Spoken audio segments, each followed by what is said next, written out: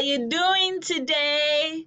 I hope you had an amazing time today. I welcome you to day two of our class of unlocking the power of storytelling, right? We had a very exciting day one where I shared so many tips and strategies on the reason why storytelling is important. So let's just have a brief recap, which is that what is storytelling? We spoke about what is storytelling, which I said is the art of using narratives to communicate a message. And for brands, it involves connecting with an audience emotionally by sharing your journey, your struggles, your successes, and the core values of your personal brand. In those days when you talk about having a brand, people usually attach it to big organizations and big companies. Now, people focus more on the individuals than the organization. So, really, if you've not been paying attention to your personal brand on social media,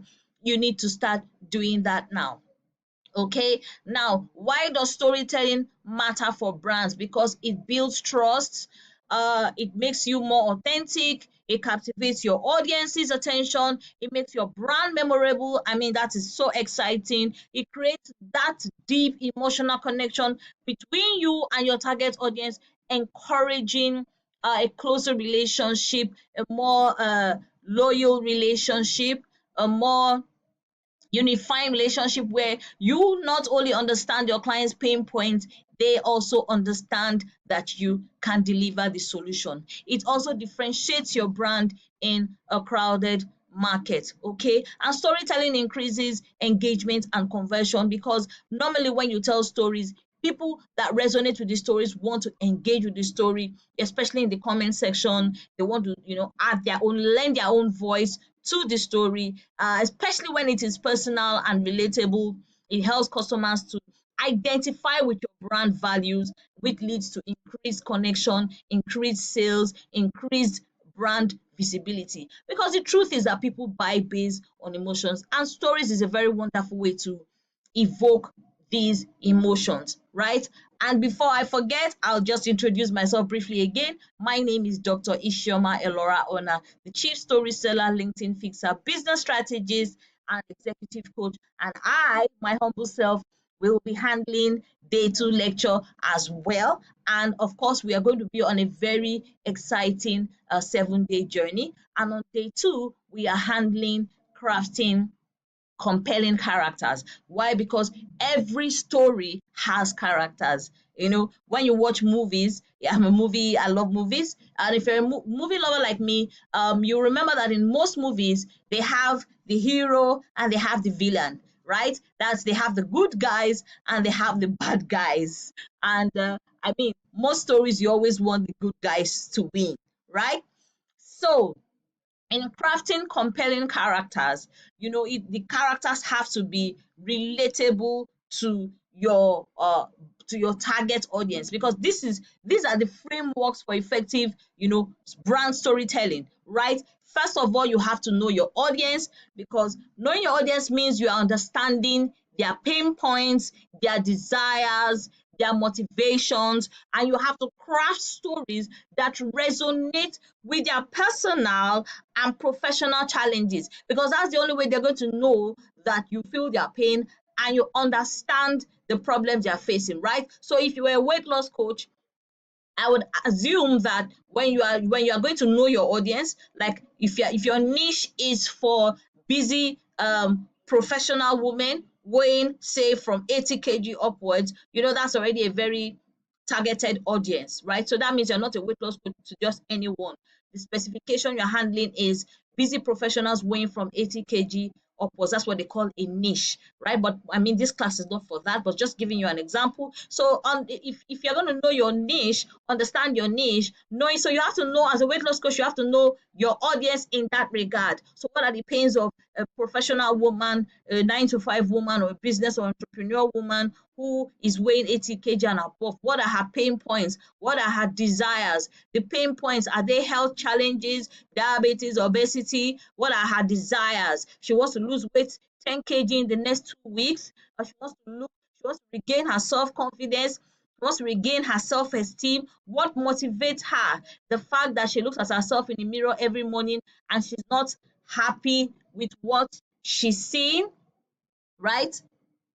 What are these pain points that need to be attended to, right, for that kind of niche or target market? And this is where you, as a compelling storyteller, when you are creating your characters, need to be very well aware of. All right, so you have to align your storytelling with these values so that it feels authentic and consistent. So when you are writing your content, you are crafting these characters, you know exactly who you are speaking to.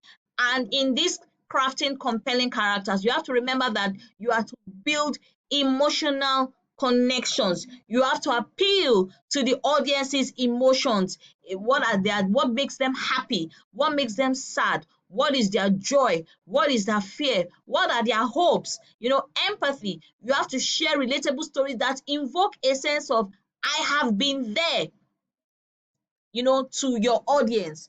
And the beauty of it is, in most cases, if you have actually worn the shoe of your target audience, if you have felt the pain of your target audience, it is so much easier for you to communicate that pain to them and the fact that you know the solution. Take, for example, as a weight loss coach, you actually at some point in your life weighed over 100 kg, you were depressed, you were unhappy, you probably had people, looking at you in a condescending manner, clothes wearing fitting, you had health challenges. So when you are now speaking to this particular target audience of women over 80 kg, you can resonate with how they feel. You can resonate with the despair. You can resonate with the sadness. You can resonate with what their desires are, their pain points, their motivations. So it will help you to craft stories that resonate with their personal or their professional challenges. And which is why we say that customers are the heroes of your story. Make them the focus. When writing content, writing your pitch, or selling yourself, remember that the focus should not be you. The focus should be your target audience. Hence, we say the customer is the hero and your brand is the guide that helps them achieve their goals or solve a problem. Your brand should be positioned as the number one go-to that has the results to deliver to take care of their pain points. And I always tell creators, you just need to focus on one pain point. You don't need to be able to solve too many problems. Just pick one problem, focus on it, become a master in it, keep pushing until you gain a certain degree of perfection that properly positions you as an authority or expert in your field. And why I always say that the customers are the heroes of your story, make them the focus, is so that they feel heard, they feel needed, they feel seen.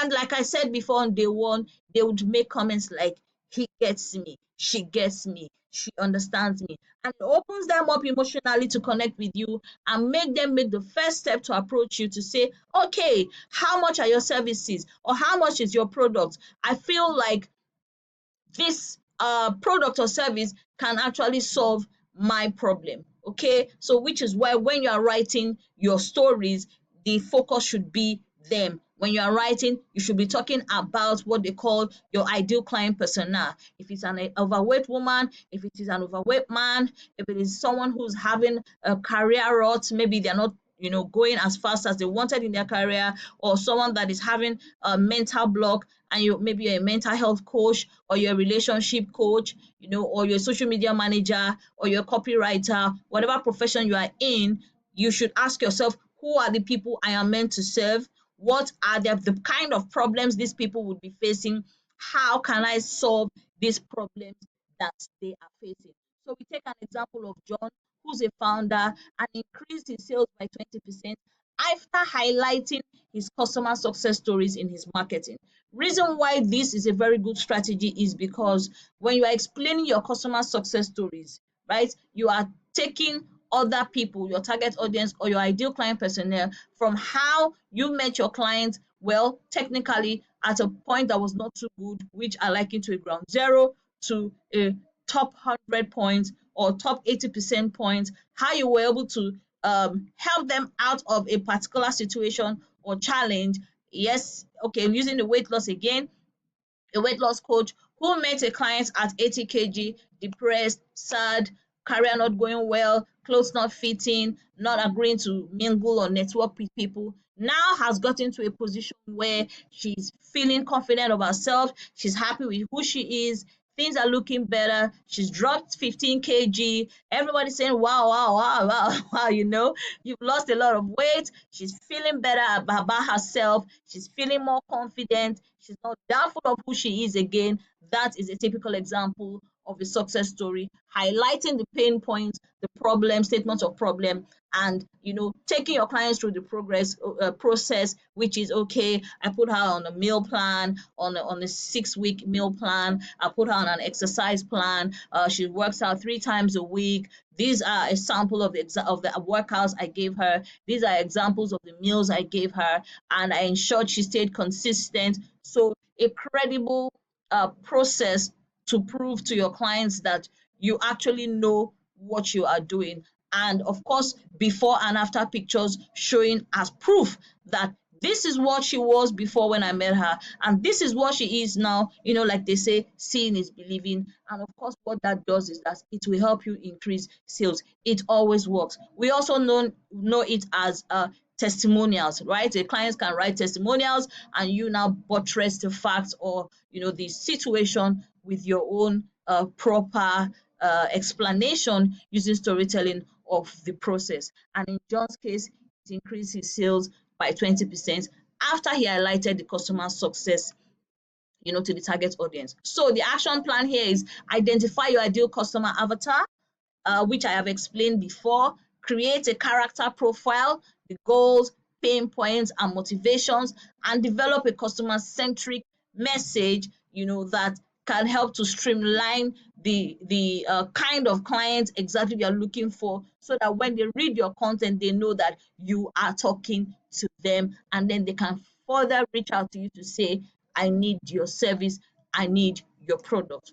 And as usual, we end the day with an assignment where I would say, share your customer avatar in your post and tag me to comment. And as usual, if you do an excellent job, I give you a thumbs up. And well, it's not so good. I mean, not everybody's going to get it at the first time. I can guide you further on what to do, to make sure you get it right. I hope you had fun. I hope you learned a lot from this. It's been an exciting time with you, and I trust that you will implement all what you've learned from day 1 and day 2. So I'll see you in class for day 3.